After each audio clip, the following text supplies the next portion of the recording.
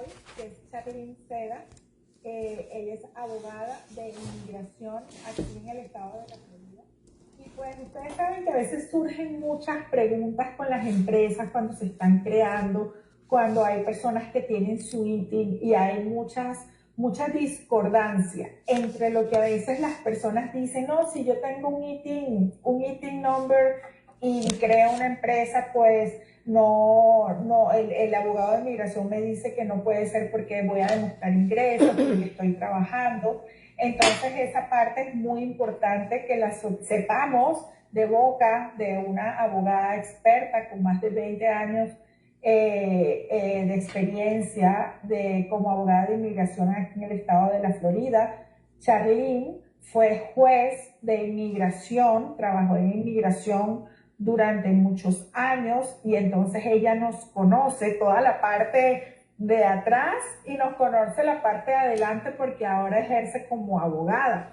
Entonces nadie mejor que ella para que nos responda todas esas preguntas, sobre todo a la mayoría de los que estamos aquí, que estamos de asilados, con TPS, con ese estatus migratorio, para que nos pueda hablar un poquito de todo eso. Y bueno, aquí sin más preámbulo, aquí tengo a mi abogada Charlene Sea, que aparte es mi abogada también de cabecera, y bueno, muy feliz y afortunada de tenerla como parte también de mi equipo. Se las presento con toda confianza.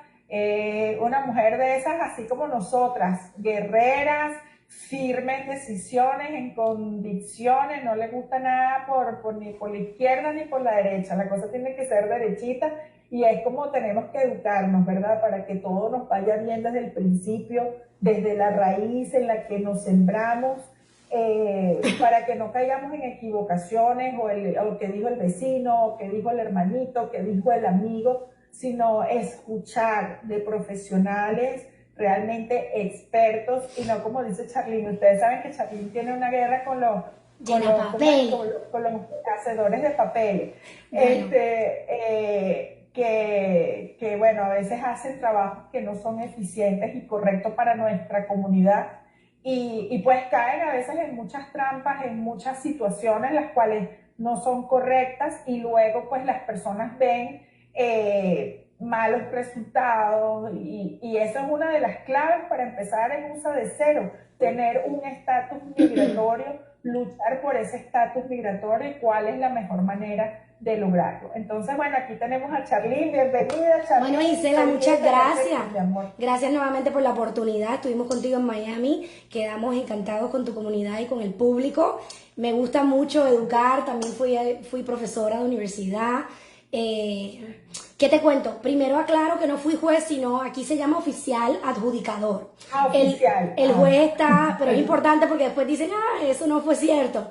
Y, ¿verdad? Para usar los términos correctos. La diferencia del juez es que está en la Corte de Inmigración, mientras el oficial adjudicador está en la agencia, con lo que nuestra comunidad tiene mucha más familiaridad, porque casi todos pasan por la agencia que ustedes le conocen como UCIS. Mientras que muy pocos, ¿verdad? Afortunadamente, no la gran mayoría pasan por la Corte de Inmigración. Entonces, por eso lo quería aclarar. Gracias por la invitación. Me complace mucho estar aquí para poder, ¿verdad?, hablar un poquito sobre los diferentes temas. ¿Las láminas de Charlene? Sí, eso era lo que estábamos. Sí. Estamos aquí. Y también, ¿verdad? Al final también vamos a contestar preguntas, que yo sé que es una de las cosas que más nuestra comunidad quiere y la necesidad que tienen, porque a veces decimos que hay muchos abogados de pasillo que no fue a la Facultad de Derecho. Recordemos que para que el abogado se haga abogado en el estado de la Florida y en cualquier estado en Estados Unidos, tiene que ir 4 años a la universidad y luego 3 años a la Facultad de Derecho y pasar una reválida. Luego de eso, esta servidora también hizo 1 año más de maestría en la Universidad de Miami, y nuestra concentración fue en Derecho Migratorio. Y entonces tuvimos la oportunidad de trabajar dentro de la agencia. Hablo un poquito de mí para que les dé un poquito de credibilidad, ¿verdad? Tuvimos la oportunidad de trabajar dentro de la agencia de inmigración como oficial adjudicador bajo la administración del presidente Trump, que todos saben que fue bastante controversial, pero podemos asesorar de otra manera, ya que vemos el expediente de una manera muy particular, porque estábamos en el lado, ¿verdad?, de oficial, y sabemos cómo inmigración funciona. Bueno, sin más preámbulos, aquí ya veo que comenzamos. vamos a hablar un poquito del TPS, del asilo tan controversial, también vamos a hablar de ese IT number y de crear las corporaciones y de si pierdes el dinero o no pierdes el dinero si lamentablemente tuvieses una orden de deportación o una salida voluntaria o si simplemente te quieres ir de Estados Unidos, ¿verdad? Y si no, si te quieres quedar, entonces ¿cómo es que este IT number te va a ayudar y el hacer una compañía también te puede ayudar en un caso de inmigración? El segundo slide. Una cosa importante, disculpa Charlene, ¿escuchan bien y ven bien a Charlene todos? Díganme sí. Ok. Súper. Sí, Después al final tenemos preguntas y respuestas con Charlene, ¿ok? Vamos a esperar que ella haga su exposición y luego... Vamos aquí, ¿verdad? Rapidito, simplemente me gusta dar un trasfondo. Yo le explico a mis clientes, Isela, que inmigración funciona como una tienda por departamento. Me gusta dar ejemplos que la gente ahorita estaba leyendo, que a veces no entendían las palabras que utilizamos, ¿no? Porque los profesionales nos vamos en ese lenguaje y hablamos como en códigos, como me dicen mis clientes. Entonces, me gusta tratar de llevar ejemplos para que el público lo pueda entender. Cuando digo que inmigración es como una tienda por departamento, es porque tenemos diferentes departamentos, como si fuera ropa y zapatos y niños y mujeres. Aquí tenemos el departamento de la Corte de Inmigración, diferente al departamento de la Agencia de Inmigración, que es USCIS o USIS, el departamento de ICE, o como ustedes le conocen, la migra, que es quien detiene y quien procesa junto con aduana en la frontera. Tenemos el departamento de la frontera, ¿verdad?, de aduana, que es CBP o Customs and Border Patrol. Y tenemos una unidad del FBI, no todo el FBI, sino un departamento, una unidad del FBI, que se encarga de procesar todas las huellas. En adición a esto tenemos la agencia apelativas, el tribunal apelativo de la Corte de Inmigración. Hay un sinnúmero, el Centro Nacional de Visa, cuando estamos fuera de Estados Unidos, allí pedimos esa visa de turista y también vamos a nuestra entrevista. Entonces, por eso yo le explico a mis clientes que inmigración, ¿verdad?, es esta tienda por departamento y tenemos que estar bien informados en qué departamento estamos, porque depende del departamento en el que está nuestra solicitud, no solamente son los requisitos, sino el tiempo de procesamiento y cómo se va a procesar. Entonces, aquí estamos hablando de la agencia de USCIS, ¿verdad? Esa es la agencia que nos va a adjudicar peticiones familiares, solicitudes de permiso de trabajo, que son tan importantes, peticiones de residencia, solicitudes de ciudadanía, perdones, los ajustes de estatus a la residencia dentro de Estados Unidos. Así que a eso me refiero con USCIS. Vamos por acá, refugiado. A veces las personas se confunden lo que es un refugiado y una persona, solicitar refugio y solicitar asilo son dos cosas diferentes. Cuando solicitamos refugio lo hacemos estando fuera de Estados Unidos, no estando dentro. Cuando estamos dentro de Estados Unidos solicitamos lo que se llama el asilo. Cuando estamos fuera de Estados Unidos solicitamos el refugio.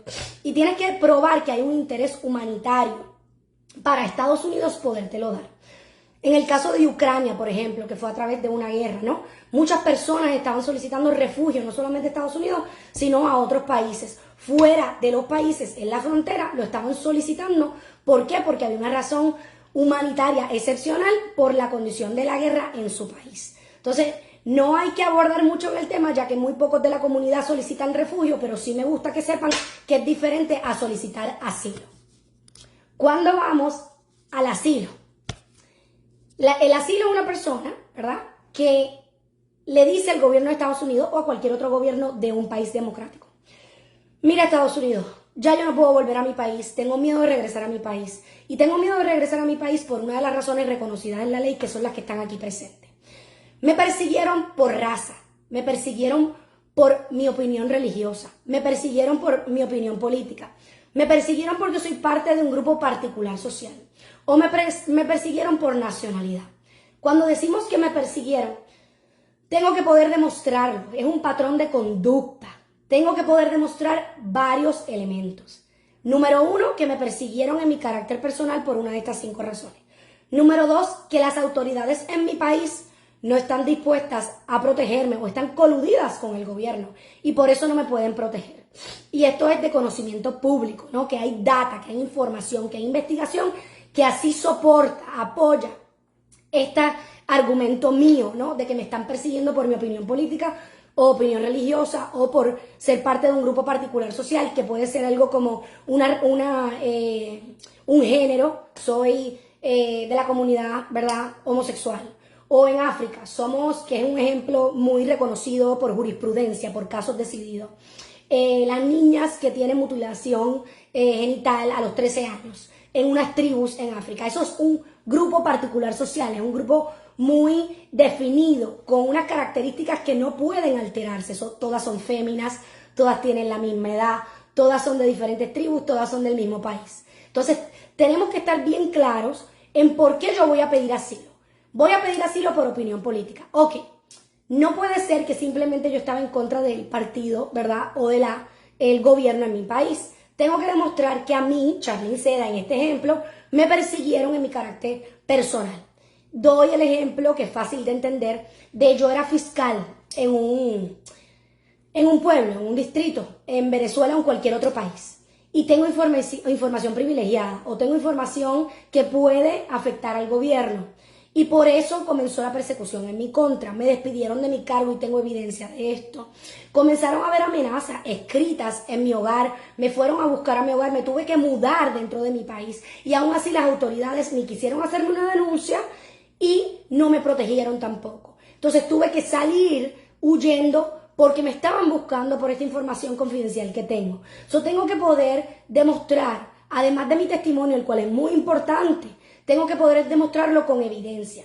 Importante también que cuando hacemos nuestra declaración jurada, muchas veces historia hecha por llenapapeles incorrectamente, tenemos que ubicar a ese oficial de inmigración que va a ver ese caso por primera vez en tiempo y espacio. ¿Qué significa eso?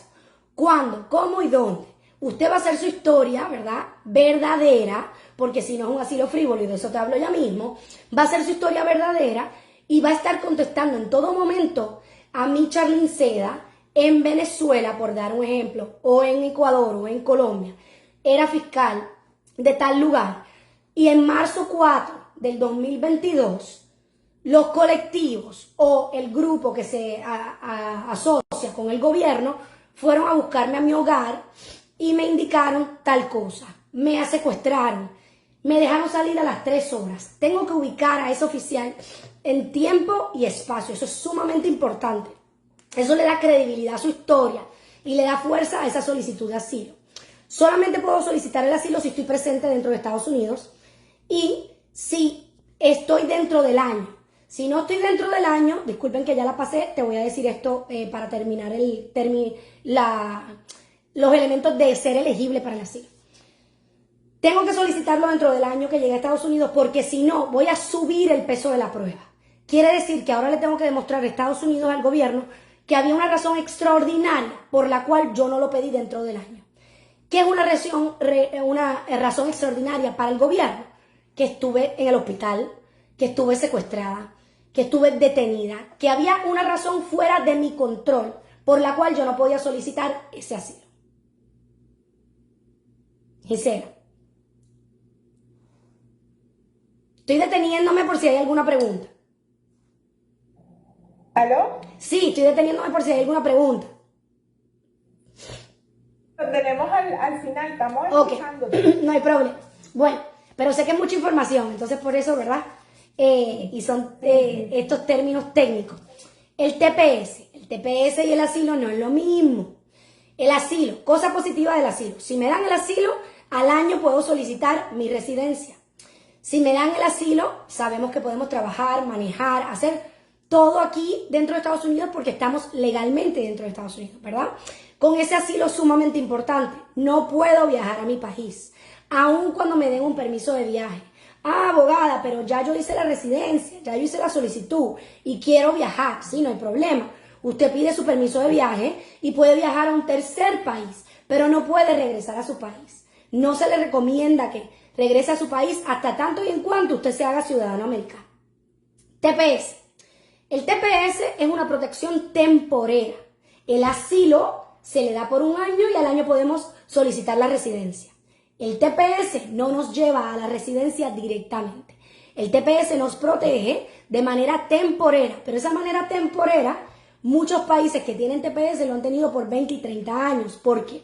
Porque muchas veces este TPS, esta protección temporera, se da porque en ese país hay o existió un conflicto armado, una guerra que está en este momento o que todavía no se ha podido recuperar ese país, ¿verdad? Y que de una manera directa o indirecta está envuelta en ese conflicto armado. O hay un desastre natural, como muchas veces ha sido el caso de Haití, por los terremotos, discúlpeme, por los huracanes, ¿verdad? Desastrosos que han ocurrido. O hay alguna otra condición extraordinaria y de carácter temporal. Hay una pérdida de medicamentos, hay algún tipo de enfermedad en el país, hay algo extraordinario que no se puede controlar y que se entiende que va a ser de manera temporera, y Estados Unidos dice, bueno, a las personas que han llegado dentro de un tiempo particular, porque tenemos que filtrar, ¿verdad? Tiene que haber un comienzo y un final. De las personas que han llegado de este país particular, en este tiempo particular, y que han continuado viviendo dentro de Estados Unidos de una manera consecutiva y físicamente, pueden solicitar esta protección temporera. ¿Qué te da esta protección temporera? Me permite manejar, me permite también trabajar. Pero sabemos que si en algún momento es nuestro país de origen pierde esta designación, entonces nosotros también perdemos esa protección. Eso es sumamente importante saberlo. Requisitos, en el caso, ¿verdad?, del TPS para los venezolanos. Para el último anunciado, tienen que haber entrado a Estados Unidos antes de julio 31 del 2023. Y te dice, con residencia continua desde octubre 3. Y eso se presta para confusión. Espérate, pero tenía que estar en julio o en octubre. Porque una cosa es presencia física y otra es la presencia continua. Usted tiene que haber llegado a Estados Unidos en o antes, ¿verdad?, de julio 31 del 2023 y poder tener evidencia, como que te detuvieron en la frontera en ese día, como tu pasaporte o tu boleto de avión, ¿verdad? Evidencia de que en ese momento ya usted estaba dentro de Estados Unidos. ¿Qué pasa? Que si de julio 31 del 2023 a octubre 3 del 2023 usted salió y entró del país, pero luego de octubre 3 en adelante usted permaneció viviendo en Estados Unidos, eso es presencia física continua. Y entonces ahí cumples con ambos requisitos. Es por eso la importancia de entender lo que es presencia física y lo que es presencia continua. Y por eso es que tenemos dos fechas, julio 31 del 2023 y octubre 3 del 2023. Presentar la solicitud dentro del tiempo particular asignado, ¿verdad? O la registración en ese tiempo que se nos está permitiendo. No tener antecedentes penales significativos o delitos graves. Solamente se puede obviar o perdonar un delito menos grave o algún cargo, ¿verdad?, de posesión de marihuana de menos de 30 gramos. Pero si tenemos múltiples delitos, no podemos solicitarlos. Ahora bien, importante saber, si tengo una orden de deportación, incluso si se me aplicó el castigo de los 3 o los 10 años, o el castigo permanente por reentrar a Estados Unidos luego de una orden de deportación, y cumplo con las fechas iniciales que mencioné, puedo solicitar el TPS. Soy nacional de ese país. Tengo una nacionalidad del país que tiene la designación temporera. Y no me reasenté permanentemente en otro país. Esa palabra reasentar, que en inglés es resettlement, el reasentamiento permanente, ¿qué quiere decir? Me reasiento permanentemente en otro país si antes de entrar a Estados Unidos entro a un tercer país y ocurre lo que te voy a contar. Solicito o tengo permanencia o nacionalidad de ese país, o se me ofrece la residencia o un permiso permanente para quedarme en ese país. Eso no es pasar por un tercer país. Eso me afecta con la solicitud de asilo. Es que me quedo en ese país y me ofrecieron residencia o tengo la nacionalidad de ese país, por lo tanto puedo estar allí de manera permanente. O solicito una permanencia. El hecho de vivir en otro país, Chile, Nicaragua, Guatemala, trabajar de manera indocumentada o trabajar por un tiempo temporero, no activa el reasentamiento permanente. Eso es sumamente importante. Tengo que haber entrado a ese tercer país, tener la nacionalidad o solicitar la residencia o que me la ofrezcan. Si me la ofrecieron pero yo no lo acepté, me aplica el reasentamiento permanente. Sumamente importante, porque hay muchas personas que antes de llegar a Estados Unidos vivieron en otro país. Entonces tenemos que saber cómo estuve en ese tercer país, qué hice migratoriamente en ese país. Tenemos que saber y estar conscientes de que eso importa, aun cuando entremos a Estados Unidos a pedir el TPS. Seguimos por aquí. El TPS es un beneficio temporal, como dijimos anteriormente, que no me da un estatus migratorio permanente. Y a mí no me gusta decir que el TPS es un estatus migratorio porque no lo es. El TPS es una protección temporera que mientras la tenga me permite trabajar y manejar en este país. Por lo tanto, si trabajo y manejo en este país, tengo que hacer taxes, ¿cierto? Porque tengo permiso para estar aquí. O sea que, y ya tengo seguro social, y voy a tener seguro social porque el TPS me permite tener un permiso de trabajo. Como me permite tener un permiso de trabajo, voy a tener a su vez ese seguro social y tengo la obligación de hacer los impuestos. Obligación, cualquier persona que vive aquí, documentada o indocumentada, tiene la obligación con el gobierno federal de hacer impuestos en Estados Unidos. Y si no tenemos el seguro social, tenemos que someter la solicitud, ¿verdad? Para el ITIN number, para poder hacer nuestros impuestos con el ITIN number. Vamos por acá. Estos son todos los diferentes países que tienen en este momento el TPS. Muchos de estos países, como te mencioné anteriormente, tienen 20 o 30 años con el TPS. ¿Qué hago para poder obtener el TPS? Pues lo primero es saber si soy elegible. Luego de saber si soy elegible, tengo que presentar la solicitud. ¿Por qué no quiero que lo hagas con un llenapapeles? Que el llenapapeles me cobra menos. Sí, definitivamente, porque no tiene 4 años de universidad, ni 3 años de la Facultad de Derecho, ni tiene la experiencia, ni pasó por una reválida, ni coloca la firma con un número de licencia, que si hace algo incorrecto le puedes hacer una querella con un registro ético, como el Florida Bar o el Bar de Nueva York o el Bar de Puerto Rico, que es la junta que regula a los abogados.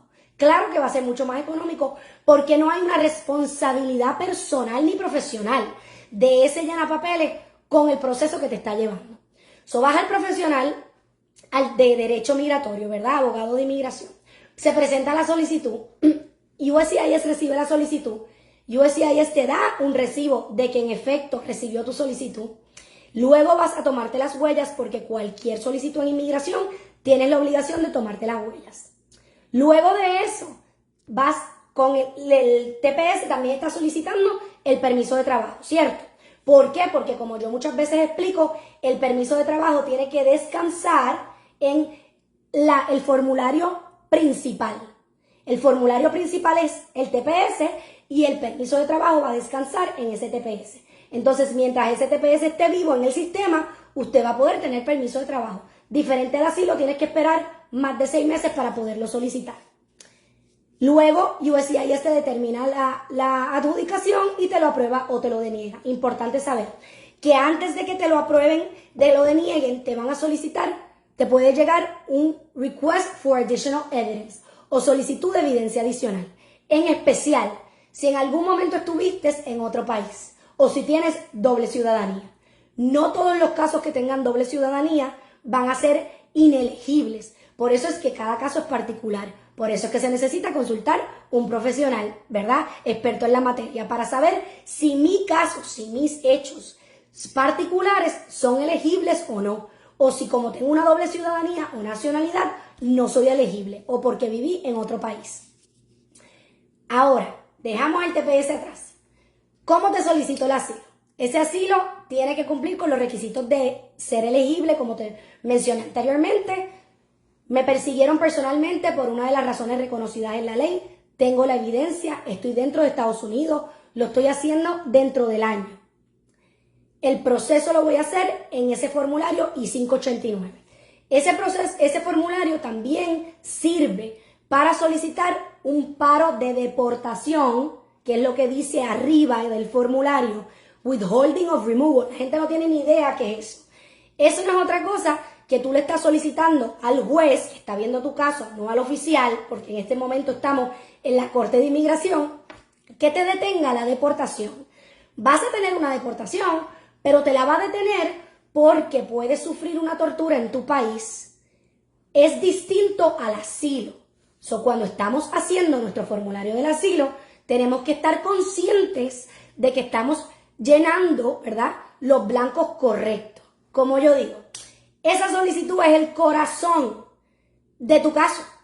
Si esa solicitud está vacía, así mismo va a estar tu expediente. Y hay que mover la discreción del oficial. En inmigración, todo es discrecional. Yo muevo la discreción de ese oficial cuando yo tengo un formulario con contenido.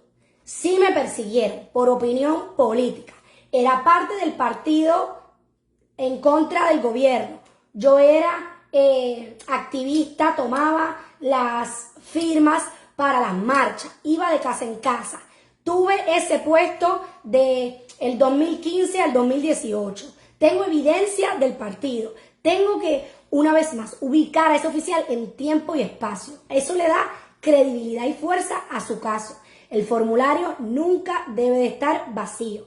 Ese es el corazón de tu solicitud. Muchas veces, lamentablemente, los llenapapeles lo que hacen es que todas las preguntas le colocan mirar declaración jurada, look at the sworn statement. Cuando un oficial de inmigración ve eso, ya sabe que no hay fuerza en esa solicitud.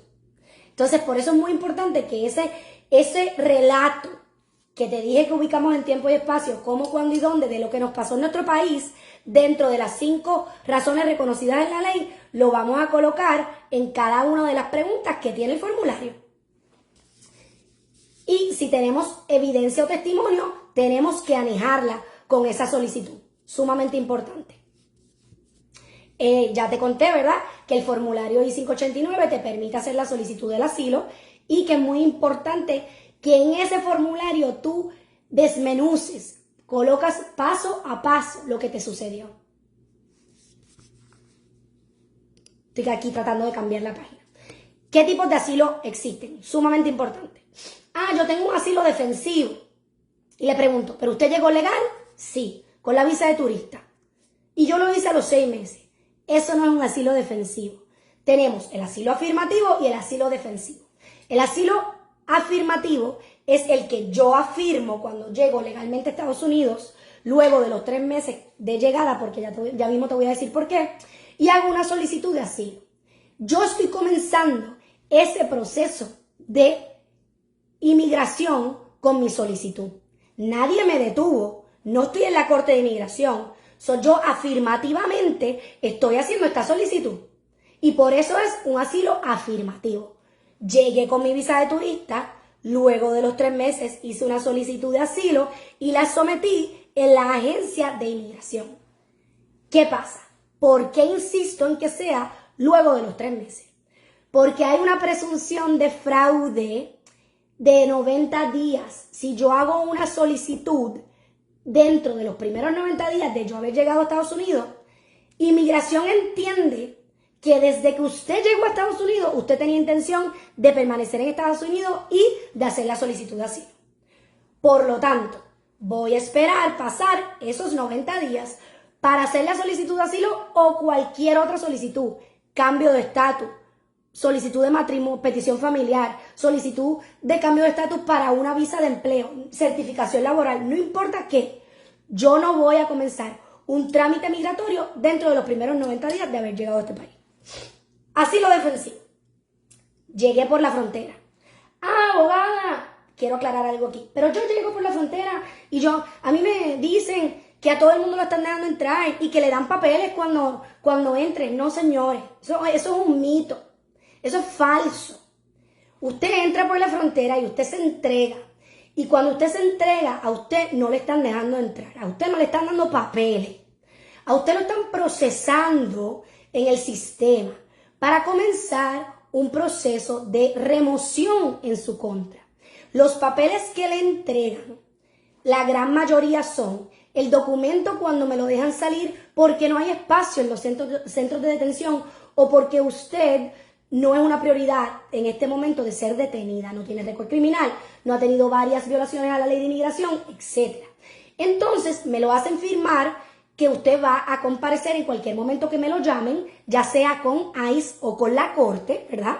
Muchas veces le hacen bajar la solicitud o le dan un celular para que se pueda reportar ahí, o le dan una fecha para que usted se vaya a reportar a ICE.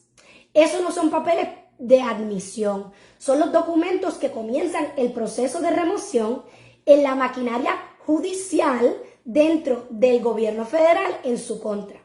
Ah, pero a mí me dieron parol. Eso es distinto. Ese parol no es un estatus. Ese parol no le va a permitir pedir permiso de trabajo, pero ese parol lo va a proteger mientras esté vigente. Y si luego de que ese parol o dentro del tiempo que ese parol esté vigente, usted tiene otra manera de ajustarse, como fue víctima de un crimen dentro de Estados Unidos o se casó con un ciudadano o ciudadana americana porque Cupido me lo flechó y el matrimonio es verdadero, si eso sucede como a usted me le dieron un parol y fue inspeccionado, no admitido, pero fue inspeccionado, entonces va a poder ajustarse dentro de Estados Unidos. Va a seguir teniendo el caso en corte, pero bueno, todo esto lo discutimos mejor, ¿verdad? En una consulta individual, porque puedo estar aquí 3 horas. El asilo afirmativo ya te comenté que es cuando lo hacemos porque llegamos legalmente y dentro del tiempo que estamos autorizados comenzamos el proceso nosotros mismos de manera voluntaria. El proceso defensivo es cuando me detuvieron. Entré por la frontera, me detuvieron, me procesaron y digo, tengo miedo de volver a mi país. Si vuelvo a mi país es más probable que no, que a mí me ocasionen un daño, me ocurra un daño. Por lo tanto, quiero pedir asilo en este país. Cuando yo someto mi solicitud de asilo, luego de que se me detiene en la frontera o de cualquier otra manera, se llama la solicitud de asilo defensivo. El asilo afirmativo va primero a la agencia de inmigración. Y por eso comencé diciéndote que es por una tienda por departamento. Cuando lo hacemos afirmativamente, vamos al departamento de UCIS, como ustedes le dicen. Cuando lo hacemos defensivamente, vamos al departamento de la Corte de Inmigración, que está bajo el Departamento de Seguridad Nacional. ¿Qué es una denegación definitiva? Lo que te comenté ahorita sobre el TPS, te decía que tú puedes recibir una solicitud de evidencia adicional. También puedes recibir algo que se llama el NOI, o notificación con intención de denegación. La solicitud de evidencia adicional va a tener un término para que tú la contestes. Cuando lo hagas, lo debes hacer con un profesional. Sin embargo, si lo haces de manera individual, debes de tener copia de todo lo que le envías a inmigración, copia de el sello del correo, debe ser de manera prioritaria y con número de rastreo. Siempre quieres tener evidencia. He tenido muchos casos con gente en mi oficina que han contestado estas solicitudes, que tienen buenos casos, que tienen argumentos fuertes y se ha extraviado y nunca ha llegado a inmigración y les niegan los casos. Y hay que empezar desde cero y eso nos lleva a otro tipo de dificultades y problemas porque puede ser que ya no estemos dentro del año de la solicitud. La solicitud de evidencia adicional va a tener un término, mientras que la solicitud de denegación, intención de denegación, va a tener otro término que normalmente es de 15 días o es mucho más corto. Ahora sí, aquí vamos a lo que hemos estado hablando de cómo comenzar en Estados Unidos desde cero. ¿Puedo abrir un negocio si no tengo estatus legal en Estados Unidos? ¿Cómo lo hago correctamente? Mi gente, sabemos que está en Estados Unidos de manera ilegal. Es ilegal, eso siempre ha sido legal. Eso no lo cambió la ley nueva de la Florida, eso no ha existido ni tenemos una ley nueva en el Congreso ni en el gobierno federal. La ley de inmigración es la misma desde el 1997. 1997. No ha cambiado. Por eso es que queremos una reforma. ¿Cómo hago para tener un negocio en Estados Unidos? Lo primero que tengo que hacer es registrarlo. Tengo que tener un IT number, tanto personal como un número, ¿verdad? Que me identifique a mi empleo patronal, ¿verdad? El número de identificación patronal. ¿Por qué? Porque tengo que hacer los impuestos míos personales y de ese negocio. Pero abogada, ¿y si me deportan? ¿Qué va a pasar? Su dinero sigue siendo suyo. Usted tiene que dejar, y lo voy a enseñar ahorita, debe de tener a alguien designado con un poder específico de qué puede hacer con ese negocio. Pero, y usted puede hacer inversiones, y puede hacer inversiones en la bolsa de valores. Usted no necesita tener un seguro social, necesita tener un IT number. Y ese dinero usted lo va a poder acceder de cualquier parte del mundo. Vamos a registrar la corporación en el Small Business Administration, ¿verdad? Vamos a cumplir con la ley estatal y federal. Si tenemos más de 25 empleados, W2, empleados de W2, si tenemos más de 25 necesitamos usar el sistema de E-Verify para poder cumplir con la ley federal. De lo contrario, nos pueden multar la primera vez y la segunda vez nos pueden hasta cerrar el negocio. Sumamente importante saberlo. Tenemos que tener la contabilidad correctamente, por eso debemos tener un contador, zapatero a su zapato, que nos lleve los impuestos personales y los impuestos del negocio. Emplear a personas, si las vamos a emplear W2, con estatus migratorio, que tengan su número de identificación patronal. Tener un permiso de ocupación vigente, que se pueda ver en su local, ¿verdad? Con las licencias y las certificaciones requeridas por el Estado, como lo de la sanidad, o alguna licencia que lo requiera su profesión.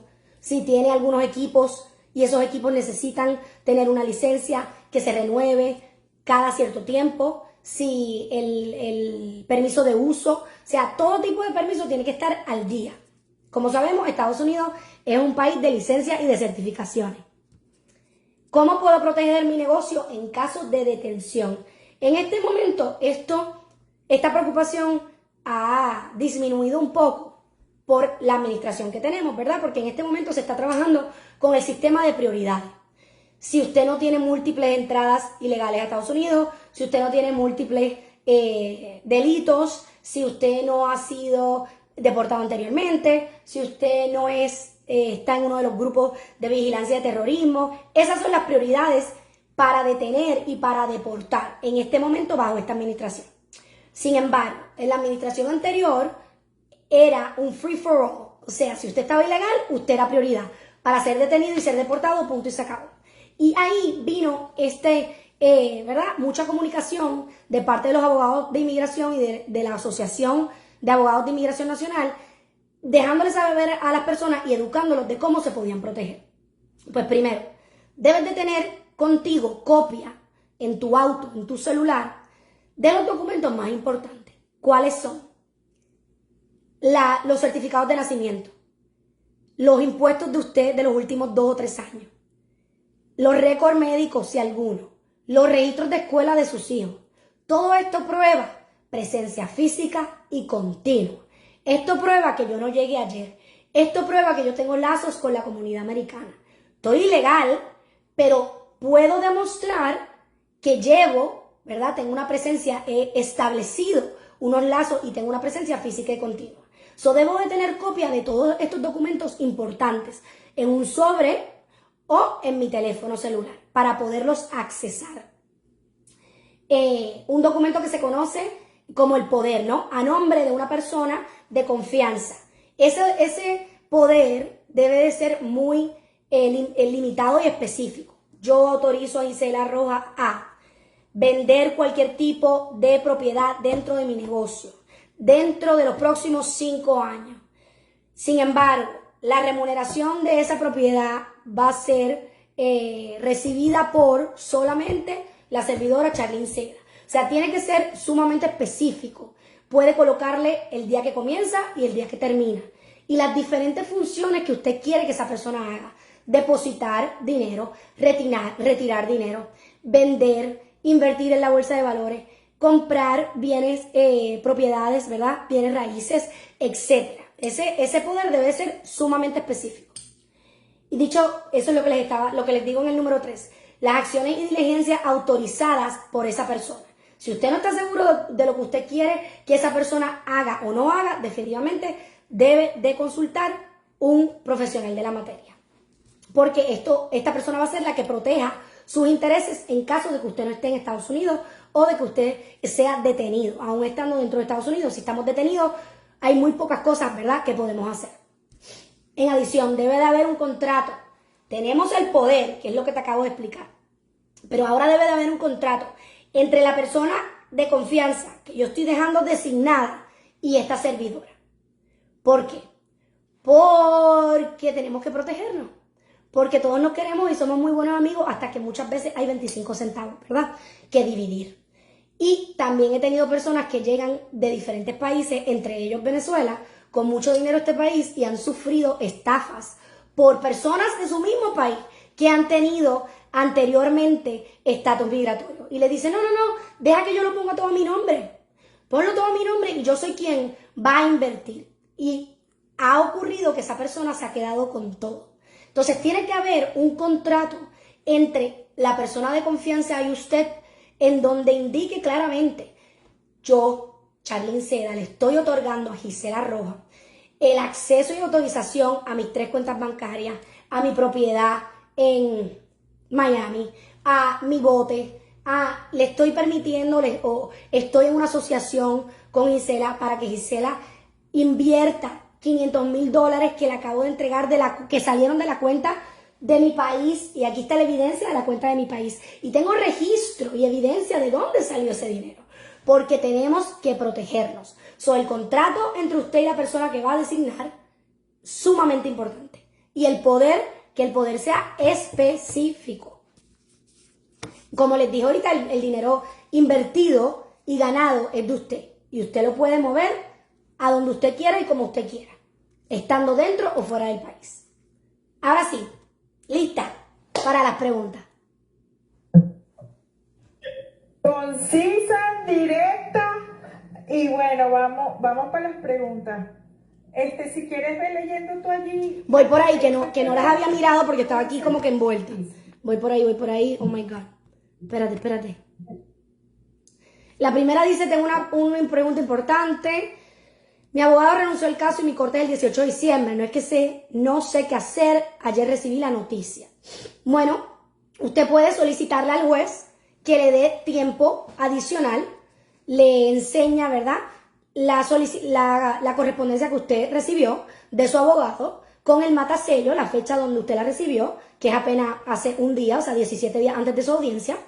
Y el juez va a tener esa copia porque el abogado está obligado a hacer la moción de renuncia con la Corte de Inmigración.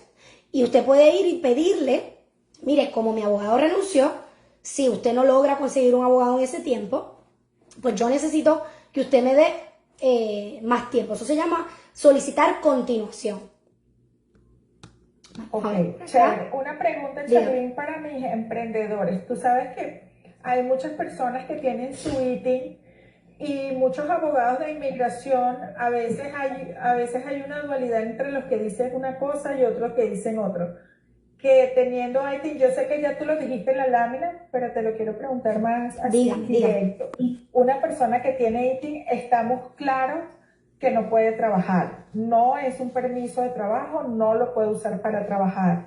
Pero si una persona tiene un ITIN y tiene una empresa, y esa empresa hace ciertos servicios, eso perjudica a la persona que tiene ITIN. Ok.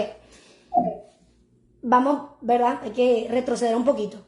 Cuando tenemos una empresa con el número de identificación patronal, esa empresa es una entidad jurídica separada a mí, un ente jurídico separado a mi persona.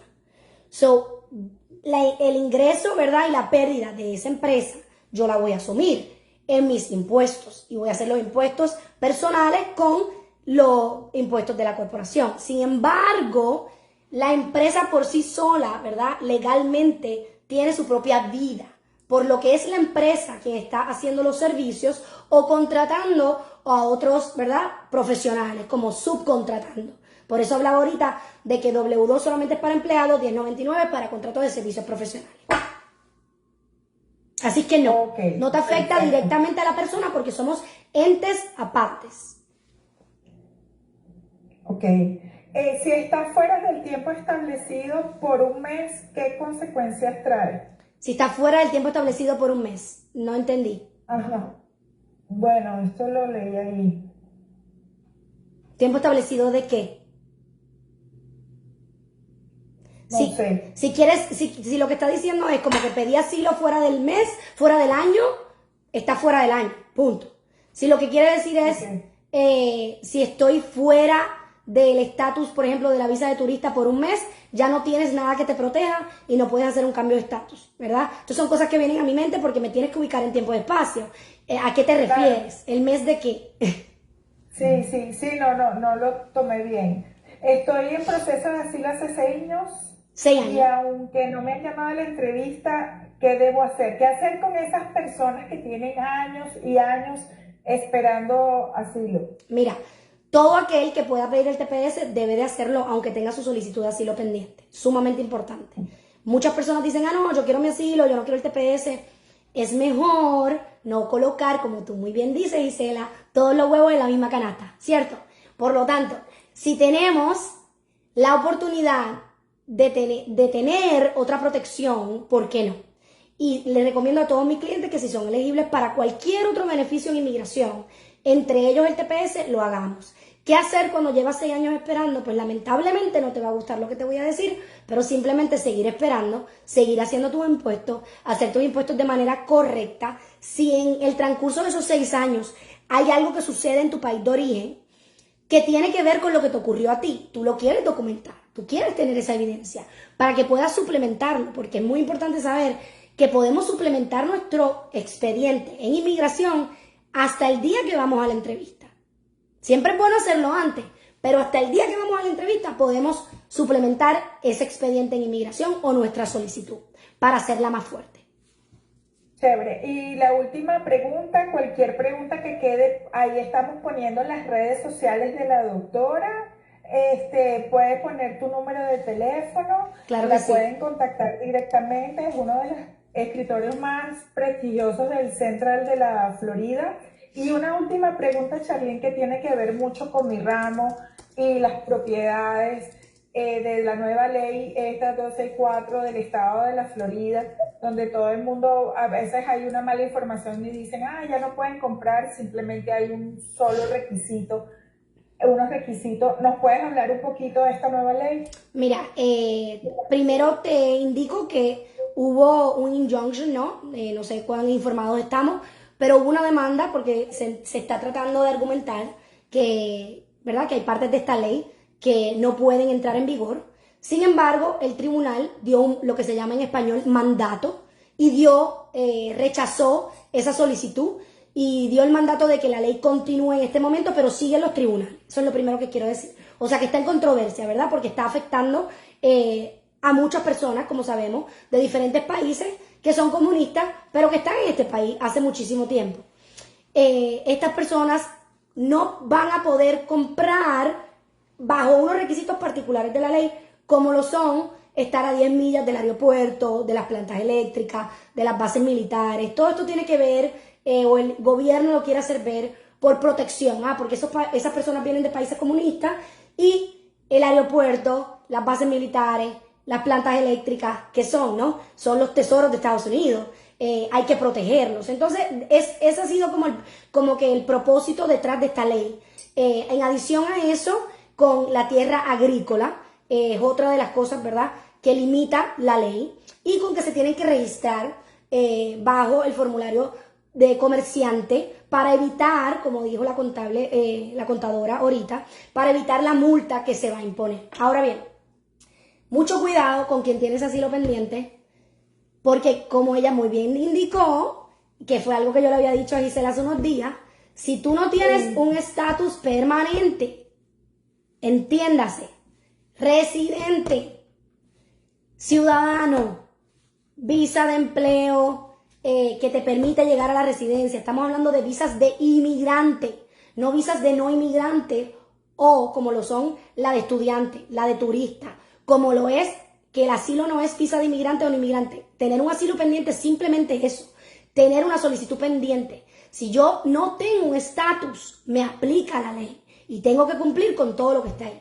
Pero no quiere decir que no voy a poder comprar propiedad, simplemente que tengo que seguir los pasos que se establecen en la ley. Ok, buenísimo. Bueno, Charlene, muchísimas gracias por tu intervención, de verdad súper bien y súper educativa y súper instructiva para todos los que estamos aquí en mi comunidad. Ahí están los datos de la doctora Charlene, la pueden localizar. Ella tiene programas en vivos en Facebook y en Instagram, que todos los jueves, ¿verdad, Charly? 2 jueves al mes está el abogado Salgado y esta servidora. Tenemos oficina en Orlando y en Sebring. Lamento, ¿verdad?, no haber podido contestar más preguntas, pero estamos a la orden. Tenemos oficinas en Orlando, en Sebring, y atendemos a personas virtuales y telefónicas que están fuera de Estados Unidos. Y tenemos clientes, ¿verdad?, gracias a Dios, por todo Estados Unidos. Así que a la orden, si necesitan más información, gracias por esta invitación y por la oportunidad, porque nos gusta educar y sacar de dudas y dar la información correcta. Y así pronto vamos a empezar una gira de inmigración también. Así es, juntas, así es. Que también va a ser muy importante para la comunidad. Y Charlene de la mano con su tema como abogado. De verdad, muchísimas gracias, Charlene. Gracias a ti, Gisela. Sí, ya te salgas ahí porque no vayas. Ajá. Listo. Gracias, mis amores. Bueno, ahorita vamos